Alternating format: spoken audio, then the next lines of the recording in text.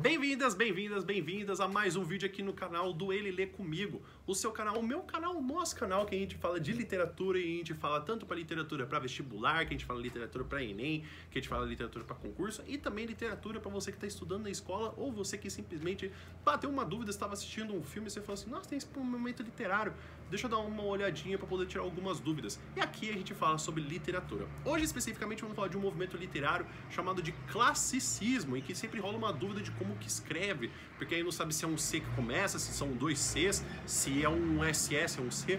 Bom, eu vou dar uma dica para vocês.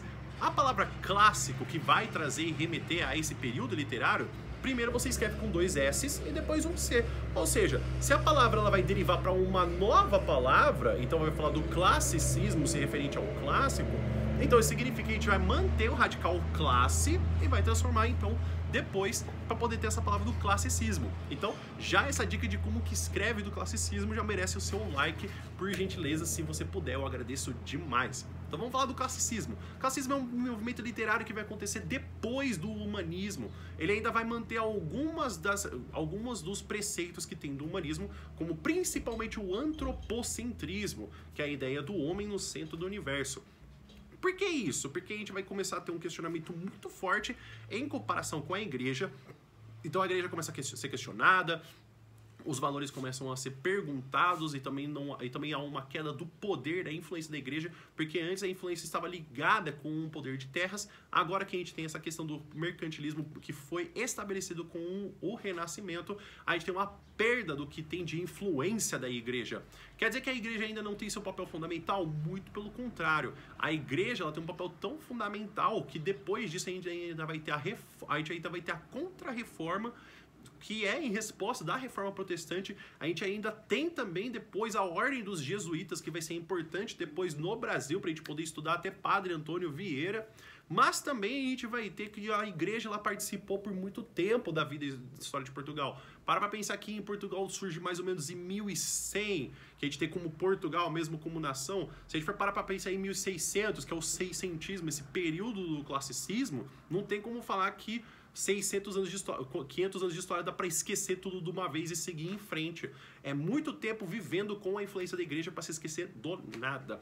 A gente tem um período que aparecem grandes gênios, como a gente tem quando a gente tem, por exemplo, o pintor, escultor, arquiteto, engenheiro e até mesmo biólogo, que é o Leonardo da Vinci. Então a gente tem essa valorização do conhecimento humano com Leonardo da Vinci e a gente vai arrematar isso para várias outras estéticas que a gente tem também de conhecimento desse período do classicismo. Então algumas coisas que a gente pode perceber de destaques, de características do classicismo. Primeira coisa que a gente tem do humanismo, que é a valorização do homem perante as outras ideias, como por exemplo que a gente tem do antropocentrismo. Então o humanismo, inclusive, ele é um pensamento filosófico e ele também é um período literário que se tem na literatura quando a gente estuda.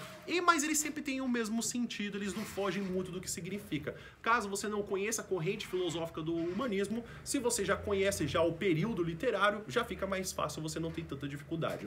Outra coisa que a gente também vai ter, o racionalismo e a racionalização. Então a gente não vai deixar de ter dogmas, a gente vai ter agora um questionamento. O método científico ele é mais forte do que nunca. Então você pergunta por que alguma coisa acontece, o que vai acontecer.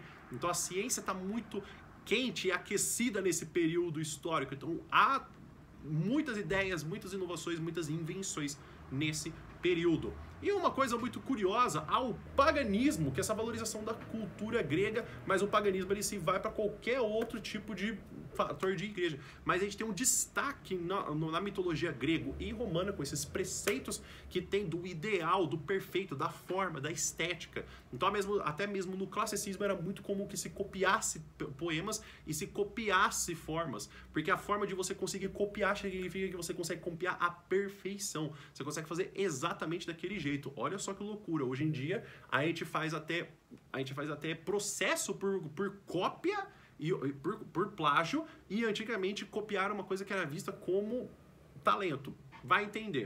Mudou-se os tempos, mudam-se as formas, já dizia Camões.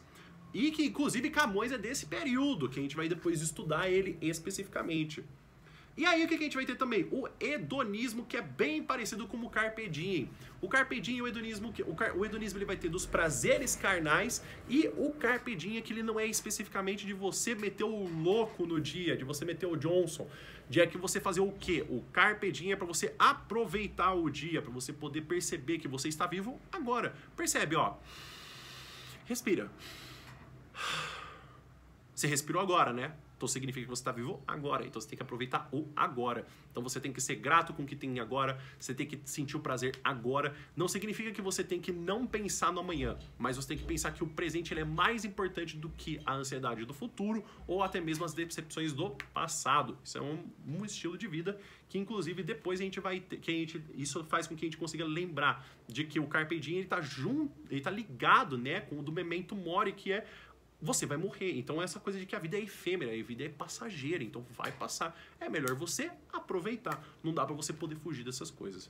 O que a gente vai ter depois também? A gente tem um neoplatonismo. Quando a gente tinha o platonismo, que era bem parecido com o amor cortês do trovadorismo, é um amor que ele é muito idealizado, que ele tem a ideia do sentimento, que ele tem essa coisa alva, que tem essa coisa da alma, e pipipi, popopó. Agora a gente tem um amor que ele é um pouco mais sensual, mesmo que ele não seja realizado. Então a gente já tem uma coisa de sensualidade, já fala já mais do corpo, já não é aquela coisa de que, já não é aquela coisa de tipo, ah, você é branco, já tem uma descrição de corpo. Esse é o grande ponto que a gente tem. A gente também tem uma coisa chamada doce estilo novo, que é o doce estilo novo, do Dante Alighieri, que vai dizer sobre essa galera da região da Itália que criou esse tipo de soneto, que são os sonetos com os versos decassílabos, que foi substituído, porque antigamente era comum haver a redondilha maior, que eram 7 versos, e que por curiosidade é muito mais fácil construir redondilha maior no português do que em outros idiomas. Agora a gente tem aqui então a aparição do soneto em 10 sílabas, e aí a gente vai ter isso com uma métrica, e até mesmo Camões vai escrever em 10 sílabas. Isso é curioso, porque normalmente temos a tendência de fazer com que a gente fale 7 sílabas poéticas.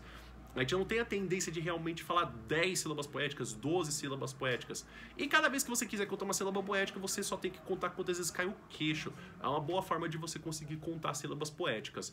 Por fim, uma das coisas que a gente também tem de algumas figuras de linguagem é principalmente a personificação, ou seja, a formação de que a gente vai ter o estabelecimento de que objetos, sentimentos vão ter forma de seres humanos, então eles vão ser representados como se fosse uma figura. Assim como foi bem parecido no humanismo, que tem aquelas alegorias, como até mesmo do teatro do todo mundo e o do ninguém. E a gente também vai ter algumas figuras predominantes, como o paradoxo, que é uma ideia que ela vai ser por si mesma. A antítese, que vai ser então a comparação de teses, que você vai ter uma que vai ser sempre sobrepor. E a personificação, que foi o que eu acabei de falar. Então eu tinha falado de 3, então são 3 mesmo. Olha que coisa bacana. Então esse é o período do classicismo. A gente também tem algumas figuras muito clássicas nesse período que, olha só, não é clássico. Mas a gente tem algumas figuras que vão ter muito destaque, mas principalmente Camões é uma das pessoas que é mais destacadas nesse período. Ele é como se fosse um dos pilares da língua inglesa. Ele e Fernando Pessoa é o que a gente tem como da literatura portuguesa, assim como a gente tem Machado de Assis como do nosso da literatura brasileira. Ele inclusive vai ser recitado depois por Fernando Pessoa em seu livro Mensagem. Então, dada a sua importância que tem na literatura portuguesa. Ele vai escrever depois os Lusíadas e também a poesia lírica e a sua poesia épica. Mas aqui a gente fala somente do classicismo, para que você tenha noção desse período que aconteceu nos anos de 1600, por isso o nome de 1600ismo, e que aconteceu no Renascimento, que aconteceu durante esse período do mercantilismo, com a troca de informações e também com a valorização dos prazeres carnais. O Renascimento trouxe isso, então o pessoal estava pecando bastante, o pessoal estava curtindo esse período. Então é isso, pessoal. Espero que vocês tenham entendido. Se você não é inscrito nesse canal, se inscreve por gentileza. Não deixe de compartilhar também com o seu colega que está estudando classicismo, com a sua amiga que está estudando também, para que ela consiga passar na prova ou no vestibular que ela está tanto precisando estudar. Ou até mesmo para você que participa de um grupo de literatura e você gostou de ver essa explicação. Espero que vocês tenham entendido. Um forte abraço, um grande beijo e um grande cheiro para todo mundo que gosta de literatura. Vou ficando por aqui, então até o próximo vídeo.